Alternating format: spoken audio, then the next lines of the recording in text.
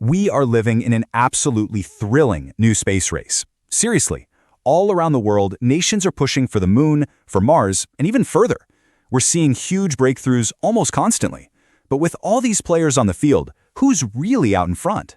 Well, if you look at the landscape for, say, 2026, NASA is still kind of the gold standard, the technical benchmark. I mean, the Artemis II mission was a huge deal. It proved we're back in the game of sending humans into deep space. But, and this is a big but, that lead is shrinking fast. You've got China's CNSA, a massive rival with its own space station, and of course India's ISRO, which has absolutely cemented its place as a top-tier player. But what's really fascinating is that this isn't just about who has the biggest rocket. It's a total clash of philosophies. In one corner, you have the old guard like NASA, always pushing the absolute limits of technology, aiming for the furthest stars. And on the other side, you've got these incredibly efficient disruptors like ISRO. They've perfected a model that's all about cost-effectiveness, showing the world that space tech can be an amazing tool for solving problems right here on Earth. So you look at all this progress, these amazing rockets, these unbelievably ambitious missions, and you can't help but think, wow, we're finally here. This is the future we always dreamed about. But are we? Are we really in the golden age of space travel? Well, here's the crazy part, the paradox.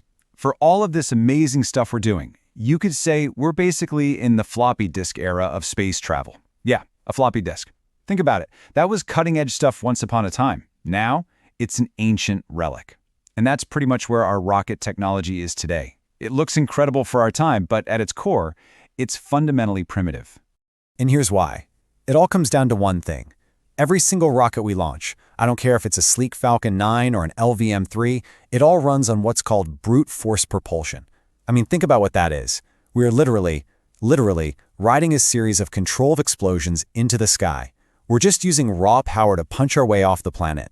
We're fighting gravity, not actually understanding it or working with it. This next thought just nails it perfectly. Look, reusable rockets, they're amazing. A total game changer for how much it costs to get to space. But they're just a better wooden raft. They've made our journey across the ocean cheaper, maybe a little more efficient, but we're still floating on the same old water, dealing with the same basic forces. We haven't figured out how to fly over the ocean yet. And if you want a really stark, in-your-face example of these limits, just look at the moon. It's been over 50 years. 50 years since a human being last set foot on its surface. When you actually see that spelled out, that gap in progress is kind of shocking. This timeline really puts it all into perspective. So, 1972, the last Apollo moonwalk. Then, basically crickets, for almost half a century, until Artemis II just did an orbital flight. And a permanent base there? We're talking a massive 20-year-long project that might get started in the mid-2040s, if we're lucky. The gap is just enormous. So why?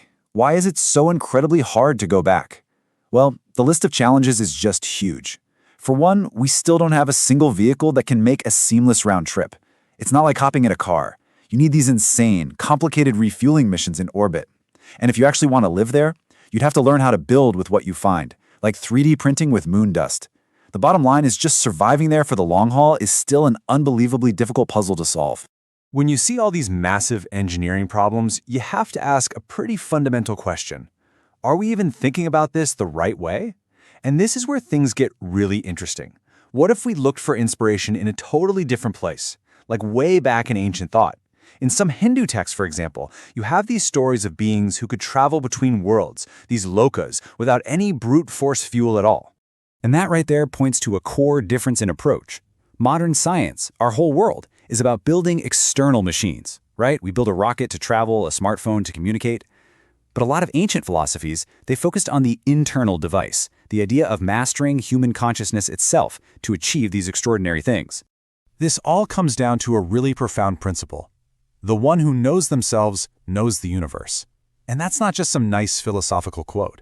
It suggests that if we could truly deeply understand the fundamental forces that govern our own planet and our own bodies, like how gravity works at the most basic level, then maybe the universe would stop being this giant obstacle we have to constantly fight against.